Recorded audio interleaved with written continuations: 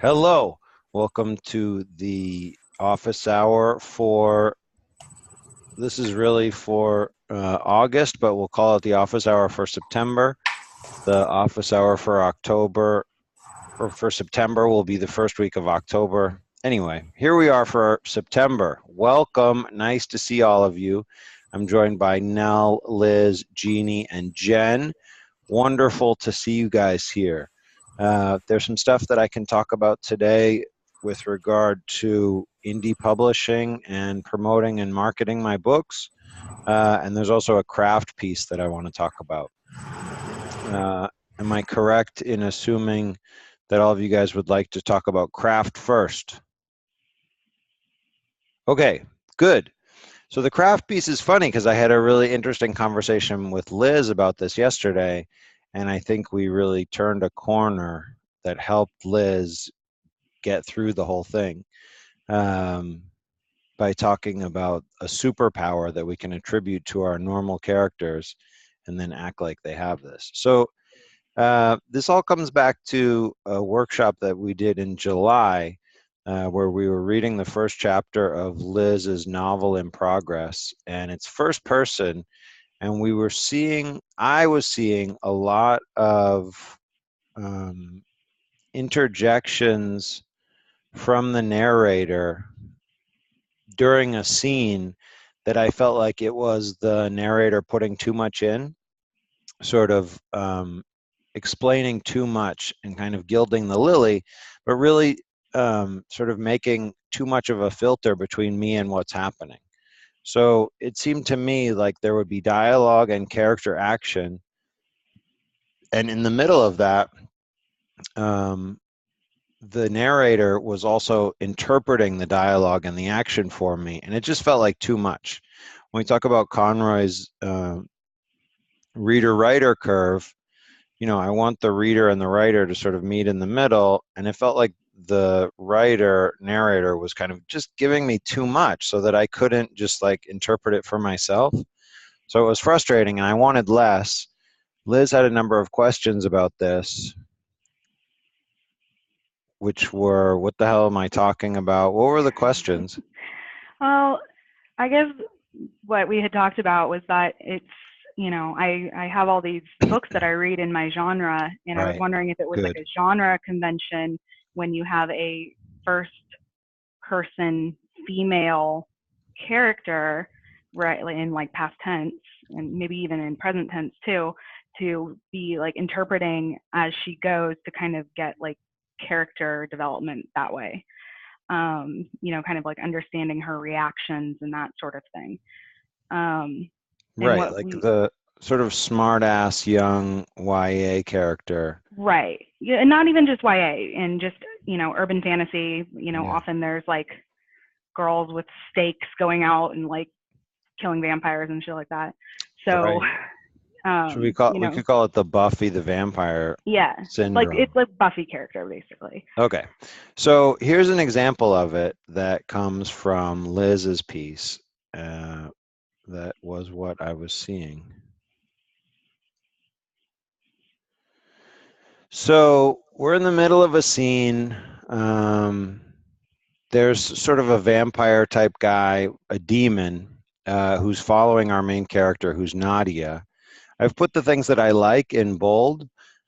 He took a long drag of it, the orange ember on the tip lighting up.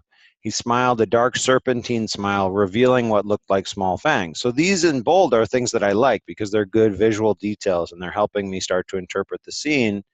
I took a step back, my anxiety rising. Innately, I knew there was something sinister, something dark and wrong about him. So as soon as we see a guy with fangs, we could cut this too, because as soon as we see a guy with fangs who seems to have a serpentine smile, I know that there's something sinister and dark and wrong about him.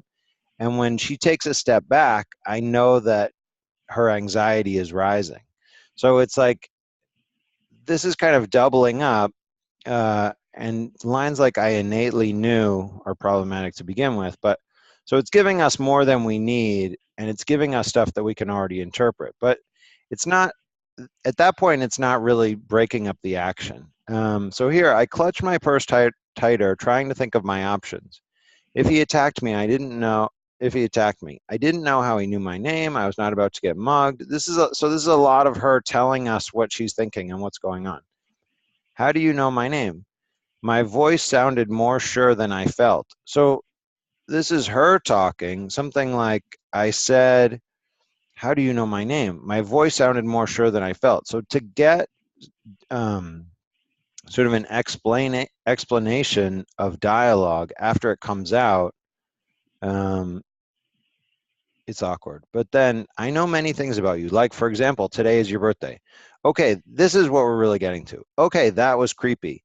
It's kind of like a snarky, straightforward interjection, but it's like in the middle of the action to get that is like she's giving us the dialogue, she's giving us the action, and she's commenting on it. It's like it just becomes too much. It's like if you're watching a football game on TV, you see what happens and you get the commentators, but that's because you're able to watch it. Here, it's like we're getting the commentators. Anyway, it's a lot. He had an aristocratic air and confidence about him, and I noticed a British accent, not a French one. My survival instincts kicked in. I needed to get the hell out of here. Right. Yeah, that was clear. That's been clear the whole time. I turned and started walking rapidly away, limping on my broken heel. So it's like this is her telling why she walked away, and then she starts walking away. We don't need both. If she just starts walking away and this guy's super creepy, we already get it. I stopped up short before I could run into him, my breath coming in shallow gaps. How could he move so quickly?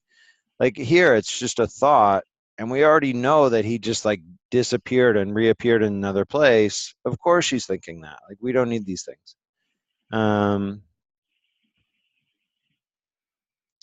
Here he laughed, a rich cultured sound. My mind flashed to disjointed images of men in an old boys club.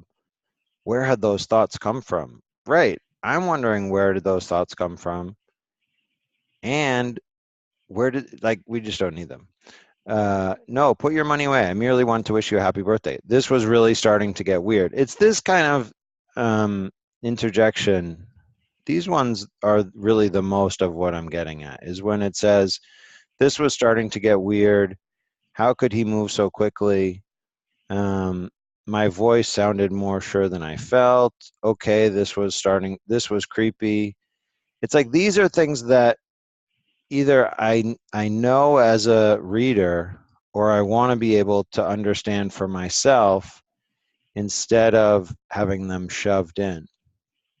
And the dialogue and the character, so this character is creepy. Like, he just disappeared in one place and reappeared in another. He's got fangs. His dialogue is creepy because her phone just rang and he knows who's on the other end. The phone rang again. The man looked exasperated. You can answer it. Tell the old witch I won't hurt you. I just want to talk. Hurt me? Why would he hurt me? What the hell? Yeah. So again, this kind of thing is coming through as a lot of interjection. My voice shook as I answered the phone, but I tried to calm myself. So this is the stuff that I'm seeing, and my response is to cut it out. And so that led us into a conversation about why should we cut it out, and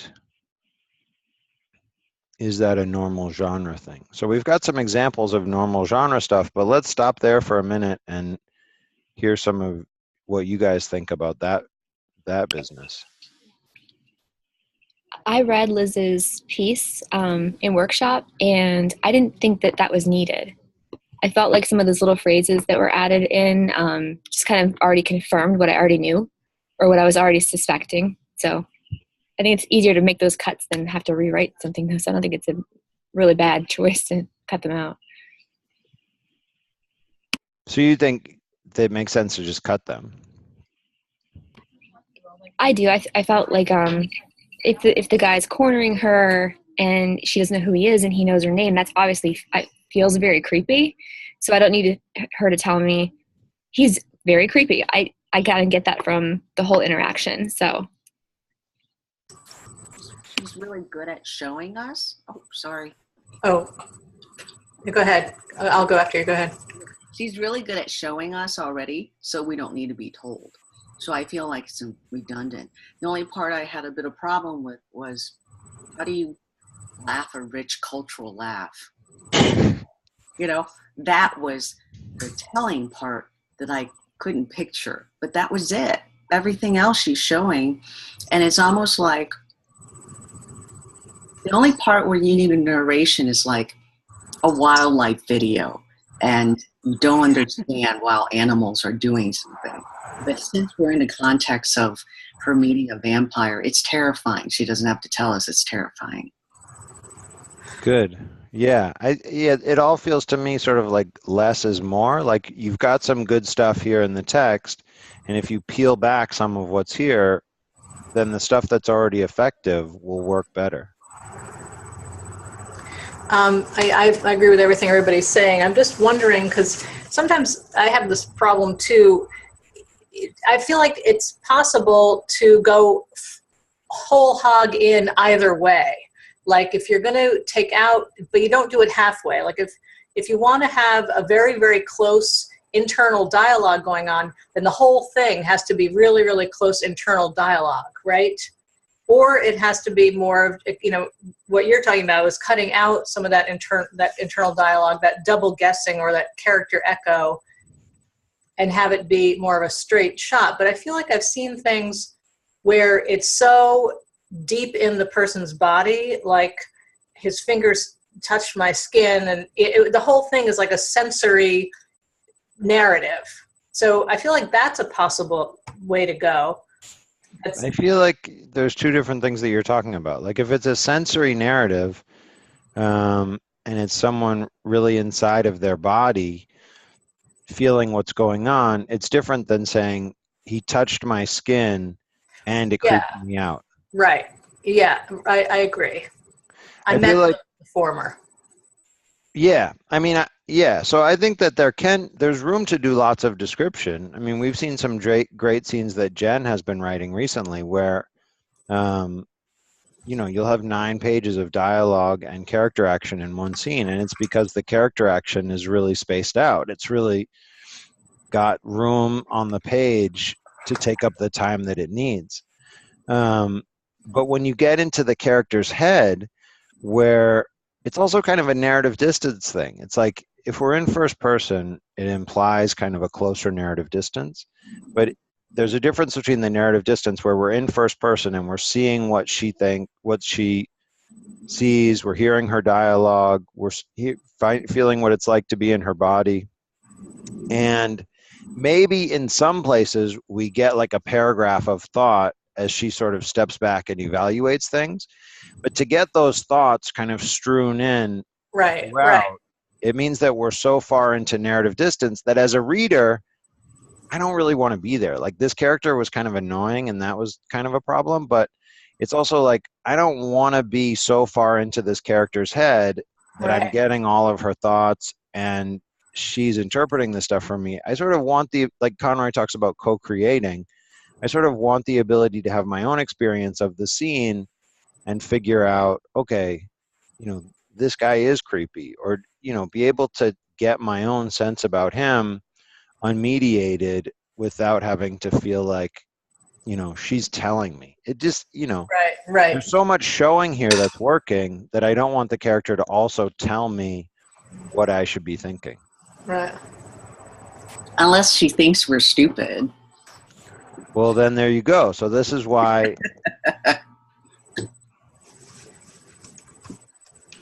How many pages do you want to read of a character who thinks that you're stupid? I mean, there's lots of things that we see on the page where, you know, the best advice is to give the reader more credit. Like here, I was just reading a piece by Brett, and he's doing all this stuff to really explain things to the reader. Give the reader more credit and just sort of pull back a bit. I can come up with that example in a minute. But let's look at some of the examples that Liz brought in from the published work. And these are a range of good and not so good. And the reality is, lots of stuff is published regularly by publishers, not just self-publishing people. That's not that good. There's plenty of bad writing out there. So let's look at this one first.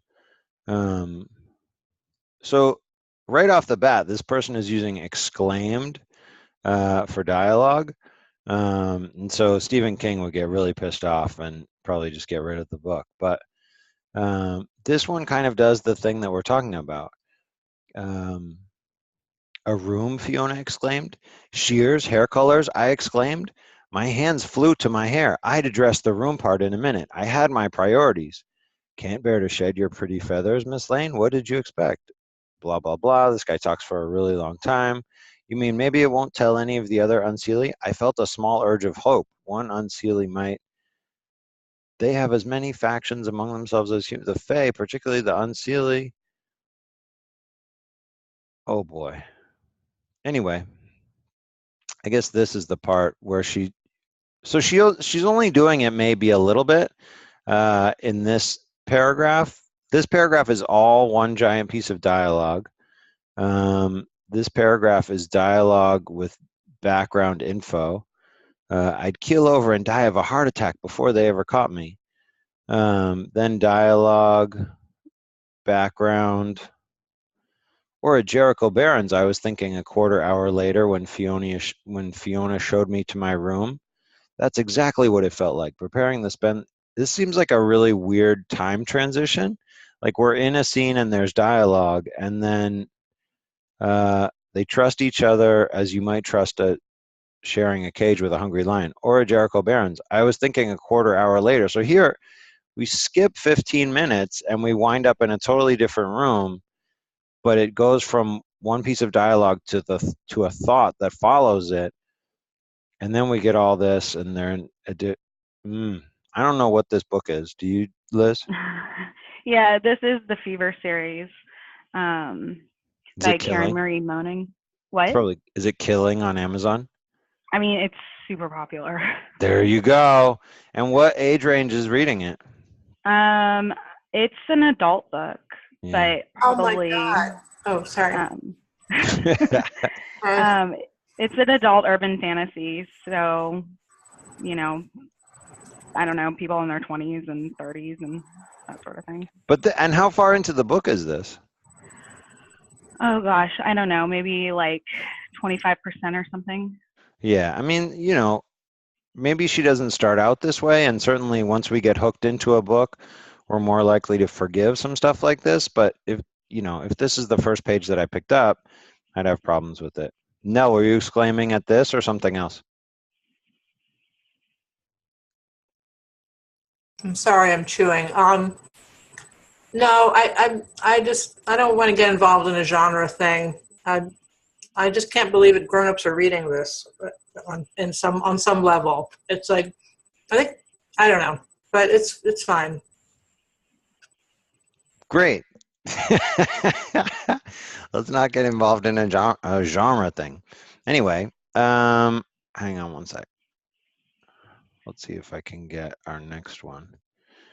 So some of these I thought were okay. You guys are seeing this one now. My palms were sweaty with trepidation. Maybe the gloves would have been a good idea after all. All right, kitten, because I'm a gentleman, I'll let you have the first try. Come on. Without further encouragement, I charged him, moving as fast as I could with both weapons pointed murderously. He whirled in a semicircle that left me sailing past him, chuckling infuriatingly as he did so. This one I like because there's actually a lot of action in this, and they're fighting, and so I'm seeing what's going on, and it's not this one I liked. Going jogging, pet? Catching myself, I glared at him over my shoulder. God in heaven, but he was fast. His movements were almost a blur to me. Gathering my courage, I feinted a broad overhand right when he raised an arm to block. So it's like, I'm not really good at highlighting in this app, but if we have this thing here, God in heaven, but he was fast, like that's a thought interjection that comes in the middle of a paragraph. I'm happy that it's not italicized because it's able to just go in and blend in, and it's not that big of a deal. But if we Wait, get wait, this wait. When are you supposed to italicize versus not never, then if it still is a thought? you're never supposed to italicize anything. You're supposed to italicize things for emphasis.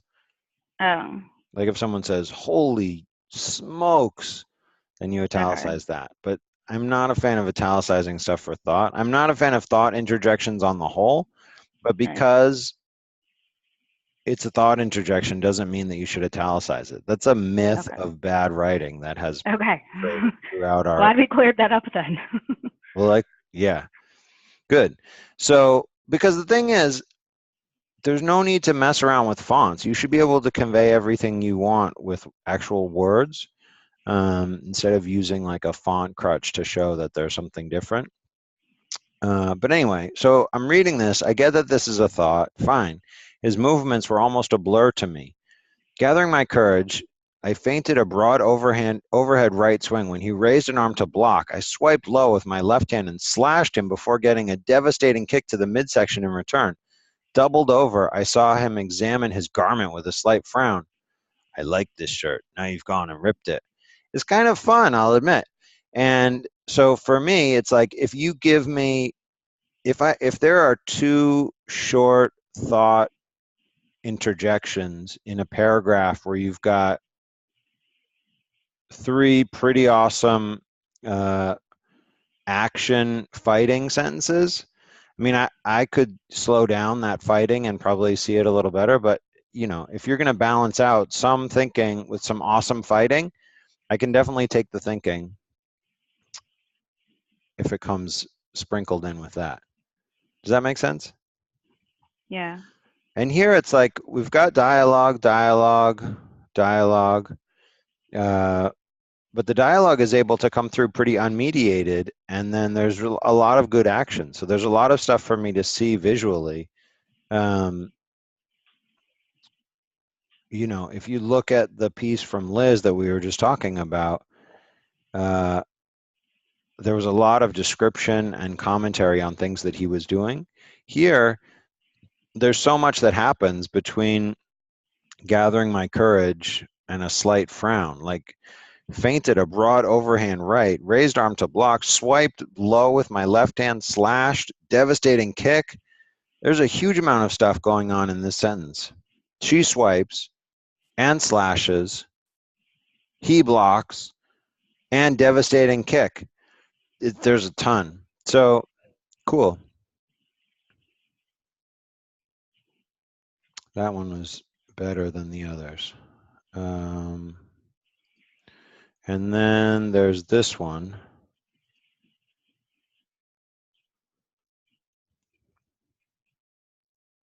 Jerome.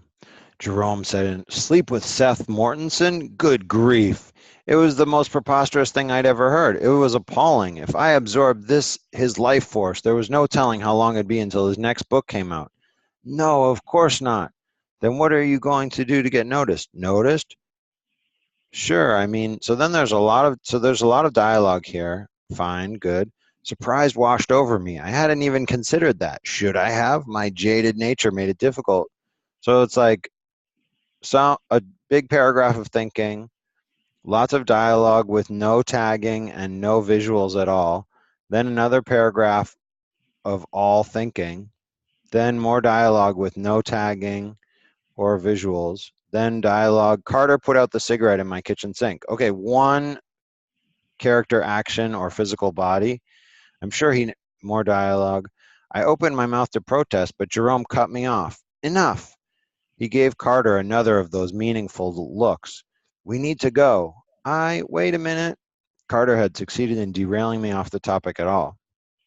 What do you guys think of this one?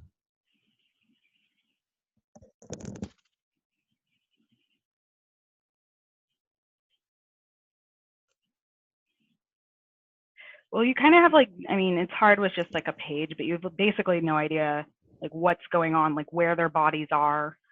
Um, I guess they're in a kitchen if they're in a kitchen, if it says kitchen sink. But this is more like getting like really into the character's head.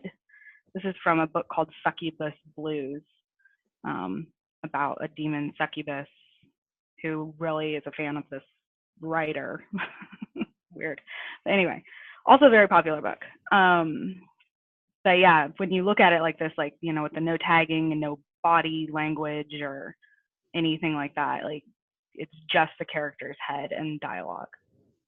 So one of the exercises that we do in my class is to have that exercise where you're supposed to intersperse dialogue and characters doing something. Like you're supposed to come up with them doing a series of actions like packing kitchen stuff or taxidermy or bowling or something, so that we keep getting their bodies and their dialogue.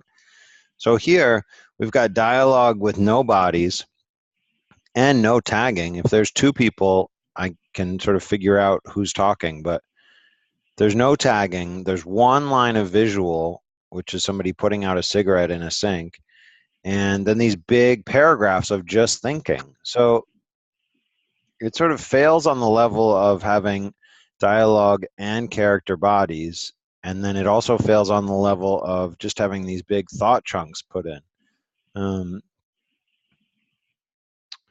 So yeah.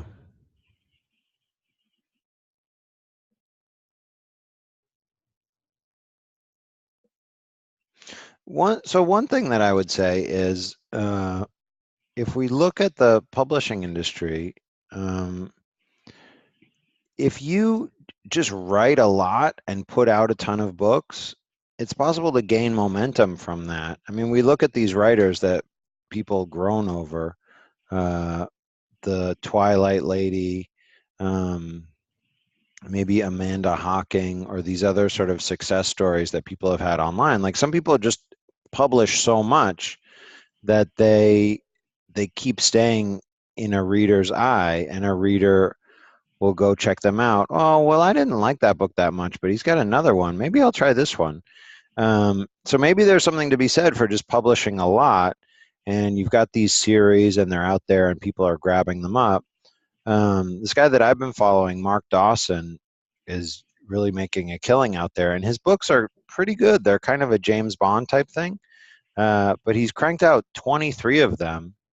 His goal is to do 3 a year, and I think part of the workings around that are to just sort of constantly be promoting to you, so that you're always getting an email that says, hey, the new book is around the corner, and then you buy it. Even when you're working with a publisher, there's something, they like you to have a book pretty frequently, so you're always kind of ready to be pumped out there. And generally with a publisher, it's like 1 a year, which can feel pretty fast. But on some of these self-publishing folks, they're trying to do 3 a year. There's a Facebook group out there called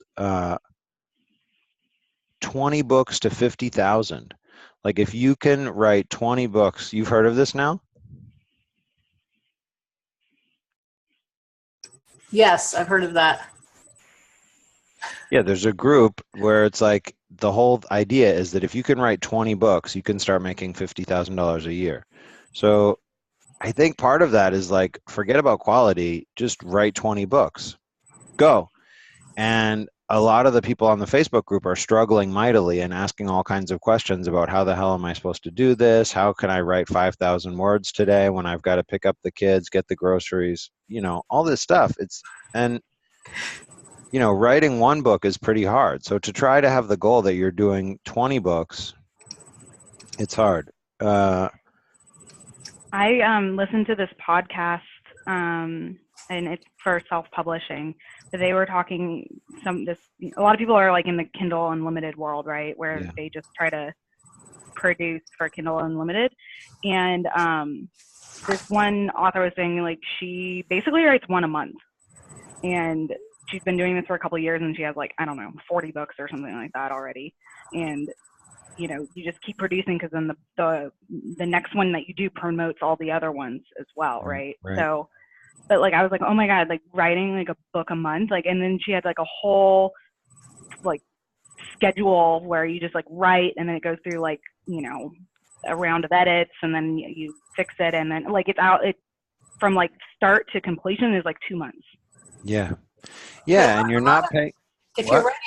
you're writing sort of a formula, and I'm not against that, I think it's much easier. I mean, like James Patterson, a lot of these people are it's just writing a formula, and once you get the formula down, you're kind of just inserting new characters. I mean, I don't know. I'm not saying it's easy. Believe me, I'm struggling mightily with just my stuff. But I can't imagine a formula. I mean, I would think that some people might say that Lee Child writes a formula. yeah, I think people But do say that. I still think there's a lot to writing each one of his books. I mean, it's a huge process, the creation of it, the editing of it, the revision. I mean, having read that book, Reacher Said Nothing, which followed him for the writing of a book, he's putting out a book a year. Maybe he spends 6 or 8 months writing it. It's a lot of work and it's hard. And so to try to speed that up, and there's also an expectation that these books can be shorter. People are talking about 50,000 word books. Lee Child normally shoots for 100,000 in a book. But the copy editing that they're doing, they're not spending a lot of money on it, and they're turning it around really fast. I mean, I'm slow. I feel slow. Like I spent that month of June just revising that last third of the Maltese Jordans, got it to the copy editor. She turned it around in a week. If I had turned that thing back around in a week, I could have just sent that to proofreading and had it out by now. And the reason I haven't isn't because of my craft ability or my, that I'm too slow on that level, but because I wanted to line up all these other things so that the other books were available in the right way before Maltese Jordans came out. And the reason the box set isn't out yet is because I decided that Checkmate should be the third book in the box set instead of Young Junius, and that makes more sense from a marketing standpoint. So now I'm revising Checkmate so that that can go in there. So the box set has to change. All these things have to happen before it seems right for Maltese Jordans to come out. But I'm excited about Maltese Jordans. I want to put it out. And then after that, do I go crank out a 50,000 word book? I don't know. Part of me thinks it would be fun, but I don't know that it's worth it financially.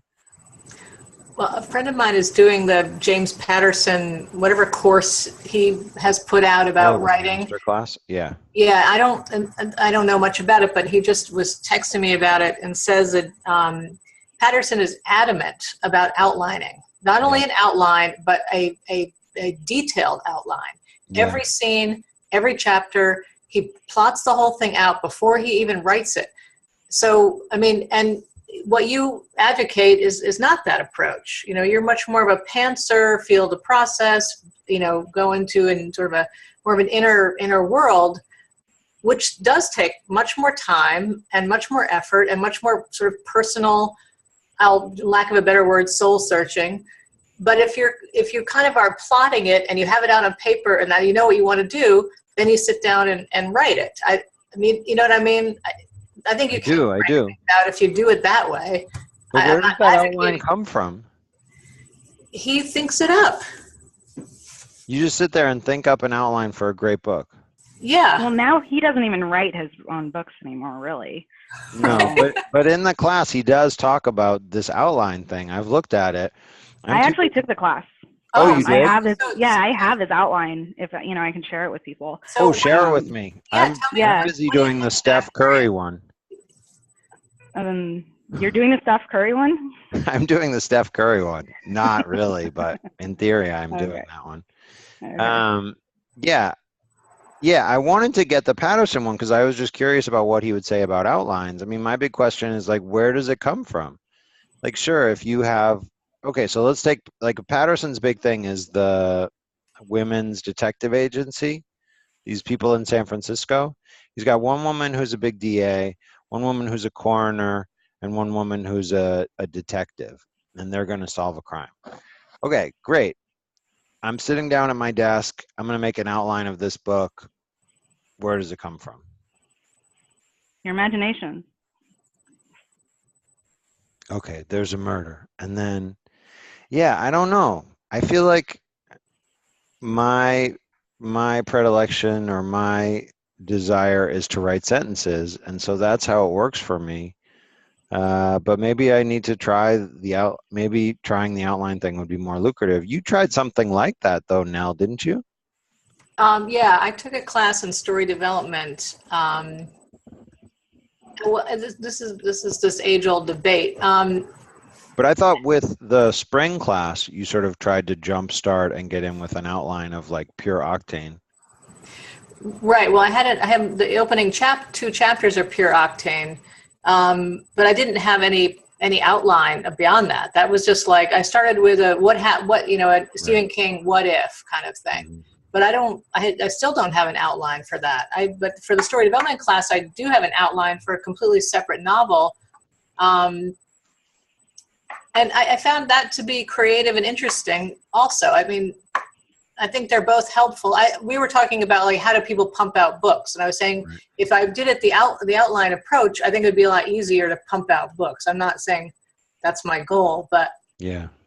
it's more like you sit down, you look at your outline, you say, "Oh, I'm writing a scene about vampires getting killed on a cruise ship. Okay, let's write that today." Okay. This is the day where they're chasing each other up the stairs of the cruise ship. Yeah, here's the day they're chasing Goody. I get to go, into the cruise ship and see what's going to happen today. Yeah. It doesn't block out creativity. I think it just gives you more of a blueprint. Right. I'm going to design the living room today. Well, in theory, that's, I was like interested to see like how it works and like how detailed his outlines and stuff were. And when I tried to do that for my own writing, it like totally stifled. I was like, well, I've already written the thing. I don't want to write it now. Like, I already know the ending. Like, I don't want to go back in and do the work to, that's not the fun part. Like for me, designing it is the fun part, and like living in the world and figuring out the characters and what happens and that sort of thing. But like, if I already know the ending, like in my mind, it's already like written, and now I don't want to put in the work to go do it. Right. It seems to me a lot more like work to just sort of sit there and transcribe something that you've already come up with.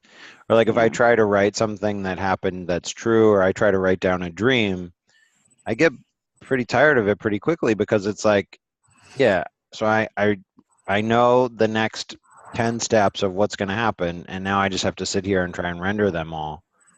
It's not as much fun. Yeah, it's not fun.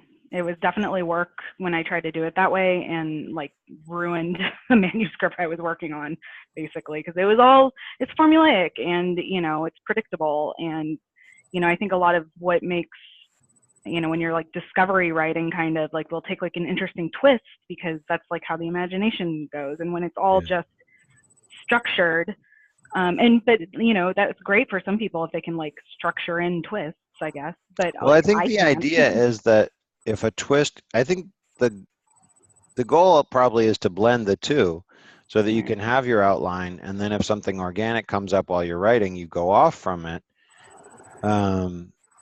But maybe that means, oh, I need to slash and burn like this half of the outline, or maybe I think re-outline again.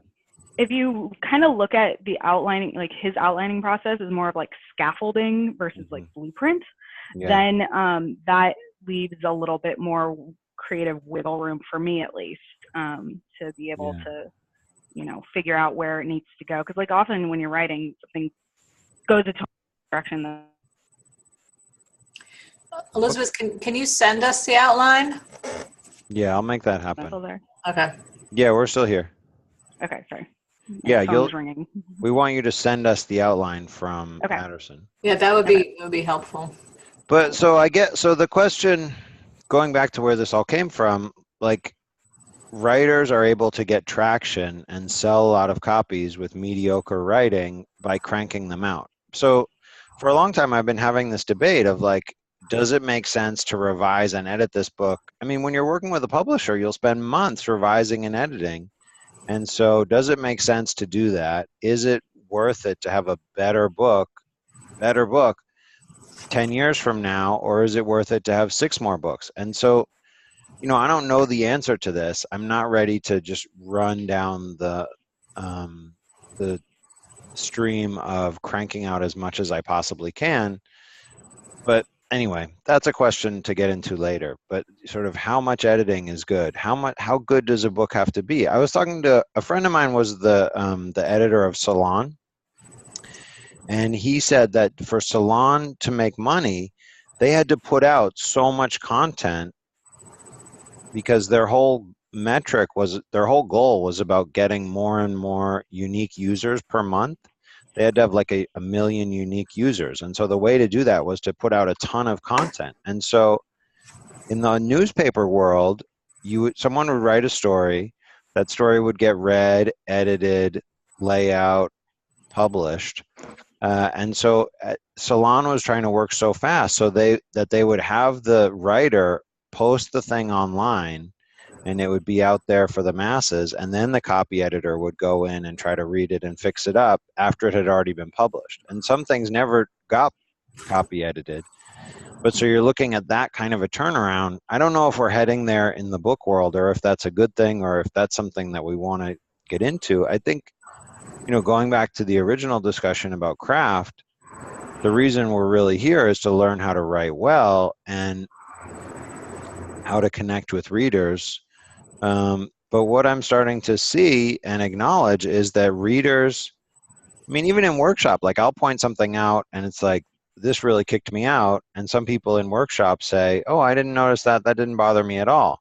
And certainly readers who are just out there slamming through their Kindle Unlimited accounts might have a whole other aesthetic for what kicks them out or what they care about. So it's all kind of in flux, but there's also a whole reason why we try to write well, right? Yeah, well, I don't want to just produce schlock, like I hope that I'm getting better. And I think, you want to take at least, like you'll never get anything 100% perfect, but takes pride in what you're doing and, at least try to make it better and not just cranking out, like I'm not doing this to just produce, like I want to actually produce something that's good. So. Yeah. I'm experimenting with it, to be honest. So when I was podcasting the Jack Palm stuff, there were 3 books. Jack Wakes Up, This Is Life, and Checkmate. And I originally conceived of This Is Life and Checkmate as one book. So when it came time to publish those, I did a whole bunch of revision and editing on Checkmate to make it fit into This Is Life. And so that was one book. And so now that I have the rights back and I'm republishing this stuff, I'm publishing This Is Life and Checkmate separately, largely because it's better to have more than one title. Like if I have one title out there that I can charge $4.99 for, it's better to have 2 titles that I can charge $3.99 for, or $4.99 for. So I'm starting to test this model of having more stuff out there and sort of working on that.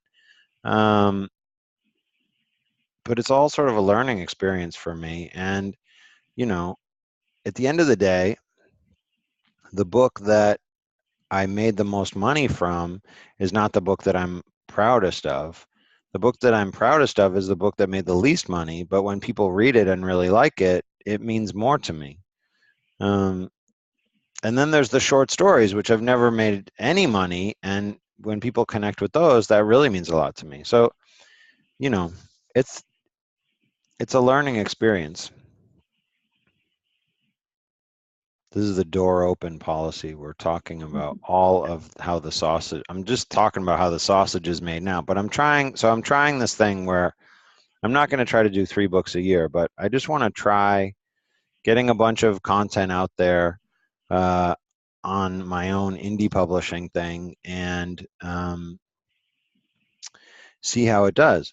But, when we're looking at some of the stuff in workshop, some of the, Rich put up some short stories, Andrew's putting up really good short stories, Jen is writing a dynamite novel. Like maybe some of the stuff in workshop is good enough that we should just start all pushing it out there. And if we had like a massive Seth Harwood workshop imprint that we made everyone buy all the books of, we would just grow this massive empire. Part of the reason why Patterson does so well is because he's publishing so many books. Like there was a stat that like 1 in every 13 books bought is a James Patterson book. And not because they're buying that many books, but because he has so many books. He's writing with this person, he's writing with that person. There's so much crossover. He's got all these different series. I don't know. But yeah, it's possible that the level of publishable quality is something that a lot of you guys are already attaining. Well, to circle back to the original craft discussion, we should tell them the magic bullet that got me through. We should tell them the magic bullet. And Yeah. the other thing I'll say just on that is that a big part of what this is about is finishing the book, right? So Liz has got to finish her book, which means that there's pieces of it that you have to find and create. Jen has to finish her book, which is a process. And so part of this whole thing that we're doing is like working through the process. How does this part work? How do you do this part? How do you do what happens after this? And how do you just keep doing it when you're writing chapters so that you do get to the end and sort of make it sensible so that it's not like someone just saying, well, just outline a book and then write it, or someone saying, oh, just write 20 books. Do it. You'll make $50,000.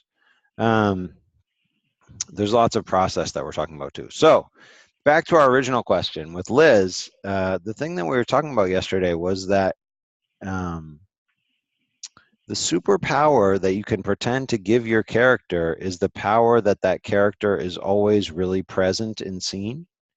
We all go through an experience in life that's on a spectrum of like super scattered, I'm in my head all the time, I can't really focus on what's going on around me, to the alternative where it's like you're in some sort of Zen state, you really care about how the hinge on the wall looks compared to the door frame. You're looking at the trees and you care about the individual leaves. Someone is talking to you and you're not thinking about their nose hairs or what you're going to say next. You're just like really listening to what they're going to say. So there's a spectrum like that, right? And we inhabit that. And the end of the spectrum where we're really calm and zen, it feels good, feels better. We look for that in our lives. And I think giving your I gravitate as a reader towards characters that have that sense about them, that sense of calm and that sense of seeing the world. And so I think that if we can give our characters that superpower, if we get rid of some of that thought machination that's going on and interrupting the flow of the world around them, readers will like it better because then they can just see what's going on and they don't. I want to be with that character whose vision of the world is that uncluttered, decisive, crystal clear vision. That's something that I want more of. So if I'm reading and I'm getting that, and if I'm getting that and I'm able to co-create with that world because I'm getting a lot of visual details and I can kind of see clarity as well, then that's really good. I mean, you know, the act of sitting down and reading a book, it's great, right? I mean, we do it because we want to calm down. There's so many things going on around us all the time. When you actually sit down with a paper book, it's less stimulating in a good way. Like it's not all these things flying at you. It's not your iPad with like 10,000 apps and Netflix and Amazon Prime and all these movies that you could be watching. It's like you're sitting there, you're concentrating. Even if you're looking at a Kindle, like if I'm reading a book on my Kindle, it's very different than reading a book on my Kindle Fire with all the apps and Netflix and that stuff. It's like that stuff is always kind of pulling to me. But if I sit and read a book, it's calming.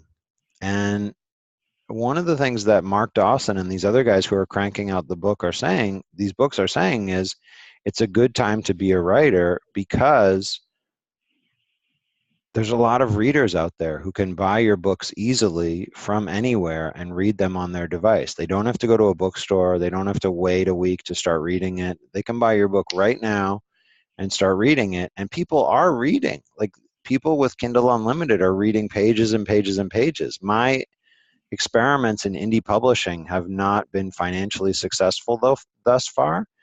But if I look at what happened in my books, I was talking about this with Connie the other night. if I look at what happened in my books last month, they didn't make a lot of money, but I can see that last month, 10,500 pages of my writing were read by Kindle Unlimited people. Like last month, I sold 42 copies of books. I made 42 sales. 40 of them were ebooks and 2 of them were print.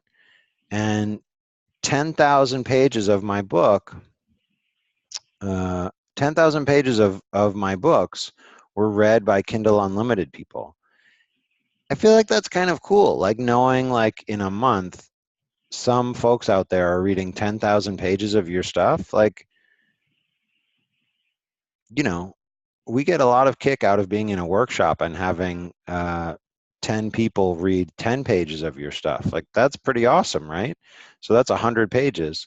To have 10,000 people or however many people reading 10,000 pages, it's kind of cool to look at it that way. And it doesn't mean any money, but if you're looking at things to feel good about in your writing career, and you're tired of sort of patting yourself on the back or giving yourself a gold star because you wrote 500 words that day, it's kind of cool to just to be able to look online and say, you know, 10,000 pages last month. That's pretty cool. Today, 131 pages. Who knows where those people are? But it's happening. So that's kind of cool. And I think they like that superpower if you can give that to your characters. And and to a large extent, we read because we want that sense of calm. And so to have that reinforced from the practice of reading and the ability to use your brain to kind of co-create and having the character kind of in that calm, I think it all works together to make a pleasurable reading experience. And this is why we're doing it, because we want to write something that makes a pleasurable reading experience. We want to be able to write an ad that says, if we're writing our ads and advertising on Facebook or Amazon, we want to be able to write an ad that just says, are you looking for a good read? And someone out there is a reader and they click on that and buy our book. Simple. That's what I've got.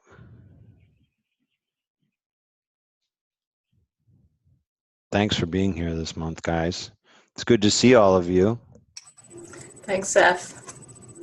Thank you. Yeah, No thanks. problem.